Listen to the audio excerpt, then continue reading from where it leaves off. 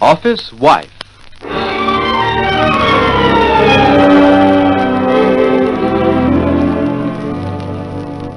The story of the girl who married her boss and of the girl who took over.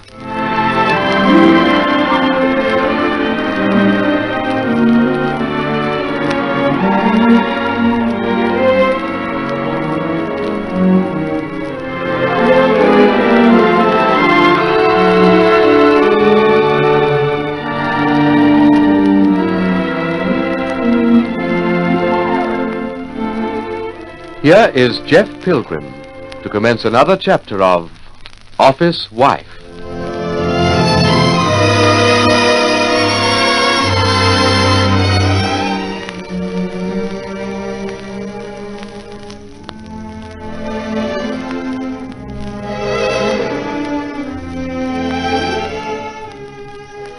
After talking to Stella this morning and listening to her story about Harry Palmer going through a long, involved business to pinch some of Benny Puller's letterhead paper, I don't know what to think. Suppose Stella's making it all up. What's her motive? And if it were true, what the devil could Palmer have to gain, and how could I possibly be involved? That's not all. Stella hinted pretty broadly that there was something between Marcia and Palmer that I knew nothing about.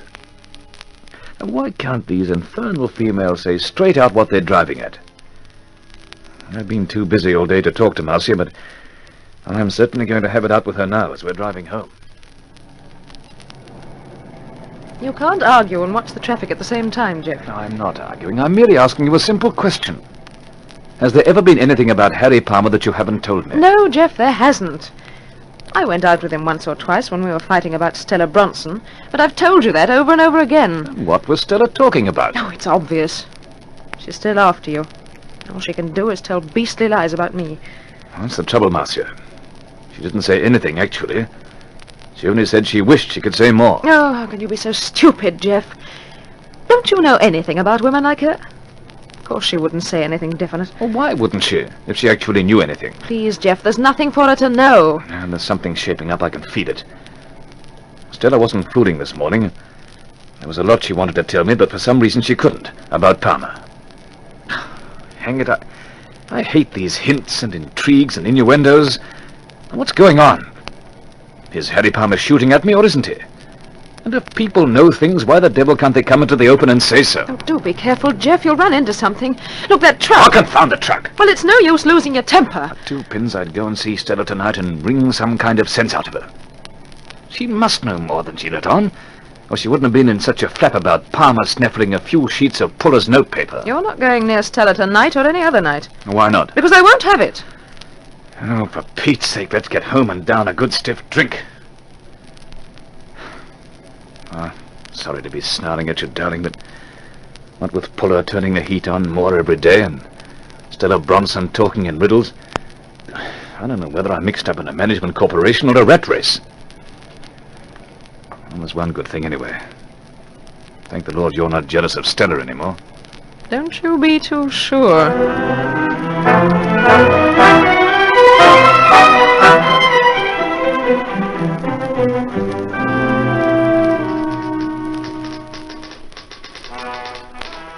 Morning, Jeff. Morning, Marcia. Hello, sir. Come and sit down. Good morning, Uncle Chesterton. Now, listen, Jeff. I've just been in conference with Puller, and for the next 4 days, you'll have to work like a terrier. It's, this company Puller's floating. Our quarterly accounting isn't due for 2 months, but Puller has asked for an audit of our end of his affairs, so that he'll have up-to-date figures to put in front of his underwriters. Good Lord. 4 days? Oh, we can do it. You'll be working night and day, but you're able to take the next week or so off, if you want to. Well, if we have to do it, I guess we can. You hear that, Marcia? Oh, it shouldn't be so terrible. They're pretty well in front with all Benny's accounts, except that new agent of his at Port Kensington. What's his name? Barker? That's the chap we pay by open check, isn't it? That's right, sir. He must be doing a lot of business. Here's an invoice that's just come in for another 2,200. All right, Jeff. You better hop on the phone to Puller and get the details. I can leave it to you, can't I? Of course, sir. I'll tell Frank Glover to give you all the help he can. But whatever you do, have everything drawn up and in order by Friday. All right, sir. Well, I must run along. Sorry to rush you so, my boy, but you can blame Puller. Oh, well, shove it all in on the bonus. Well, are you still glad you're my secretary, darling? Just so long as I get some of that bonus for a couple of new hats. It's a deal. And you can start earning them by getting Benny Puller for me. Metropole 6662, in case Millie hasn't learned his number yet, which I doubt.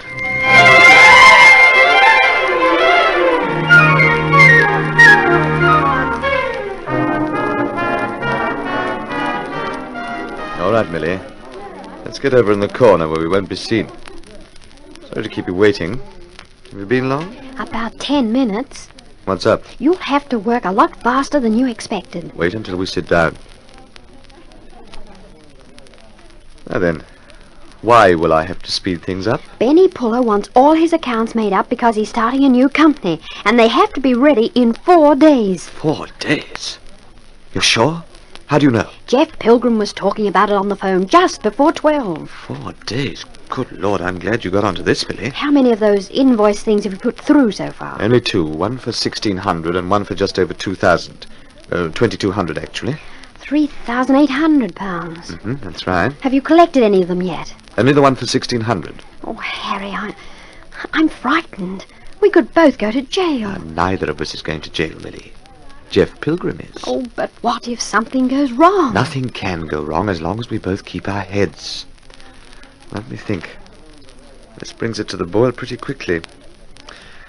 I'm going to run over it step by step, Millie, and I want you to listen carefully. Yes.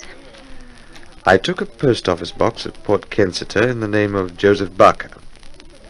Almost immediately, I wrote to the postmaster there, instructing him to readdress any mail to that box to the GPO here. Post restart. A messenger boy picks up Joseph Barker's mail at the GPO and hands it to me at the coffee shop in the lane off Hudson Street. Right so far? So that's how you've been collecting the checks. Only one so far. Right. I forged a letter from Benny Puller authorizing Jeff Pilgrim to pay Puller's agent, Mr. Barker, by open check, and he's already done so. After Jeff had seen the letter, I destroyed it. So that's what I could smell burning that day. Will you keep quiet? I'm trying to think. I have a bank account that can't be traced to me. It's in the name of Taylor, and the check has been paid into that, the money withdrawn for cash, and it's in my flat in £1 notes. Well, Millie, anything wrong so far? Oh, they can't do anything to you that I can see. But they're going to say what became of the money if Jeff Pilgrim took it. Correct. By tomorrow night I should have the second check of Mr. Barker's, the one for 2,200. I hate to see it go to waste, but I'm going to have most of that paid into Jeff Pilgrim's account. But won't he sing out the moment he finds it there? Luckily, this is only the 5th of the month. It won't show on Jeff's bank statement till next month. And unless he asks the teller what's his balance in the next few days, he won't know it's there till after the storms burst. Oh, and when will that be? The moment Benny Puller sees £3,800 that he knows nothing about charged off to him. But, I mean, how soon? Say, next Monday morning? Oh, you're doing all this to get rid of Jeff Pilgrim. We're doing it, Millie. Never forget that. Oh, I didn't realize. It didn't seem real to me when you were planning it and telling me about it, but now Listen, my puppet, if anything goes wrong, if you weaken or decide to open that little rosebud mouth of yours, you know what'll happen to you. You'll be in it up to the neck, just as though you'd worked it all yourself. Hadn't you better bear that in mind? Oh, this is awful. It'll be worse if we don't pull it off. Get a grip on yourself, Millie. I'll be the managing director one day, and you'll be my wife. If you remember that, it should make anything worthwhile. So clear off back to work and keep quiet. Well, aren't you coming? We don't want to leave together. Now go on, you'll be late. It's nearly 2. I'll pick you up at the usual place at 5. Oh, all right. Bye for now. Goodbye. Oh, she's the weak link. Millie's the one I have to watch.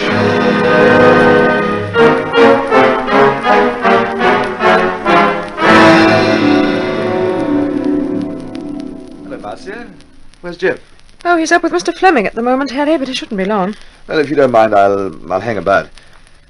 I say, old Benny's running you too ragged with this 4-day audit of his, isn't he? I was just speaking to Glover. He certainly is. We're here till midnight at least, every night until Friday. Well, that's what I popped in for, actually. I wondered if I could lend a hand. No, I don't know. Jeff might have something you could do. Oh, listen, Harry, while you're here and have a chance to say it, be terribly careful. Stella Bronson's been telling Jeff that you and I were seeing each other. Oh, weren't we? I thought you'd had that out with your doting husband. Don't talk like that. Jeff knows we went out a few times, but he doesn't know, and he must never know what we schemed together. And he was supposed to be going away with Stella on business, and I crashed the car. Oh, I shudder to think how I could have been so contemptible.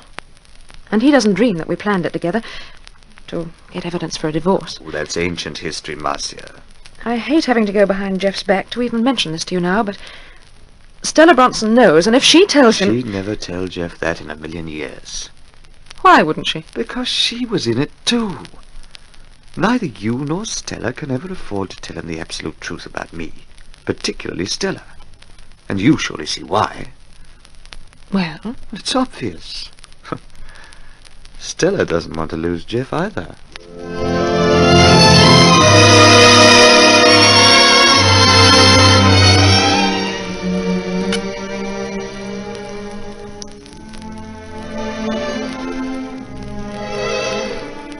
Well, this is going to be almost too easy. This poor old Geoffrey running about like a headless hen, getting the Puller account into shape, and running himself into an embezzlement charge in the process. Only a few more days to go. This is going to be good.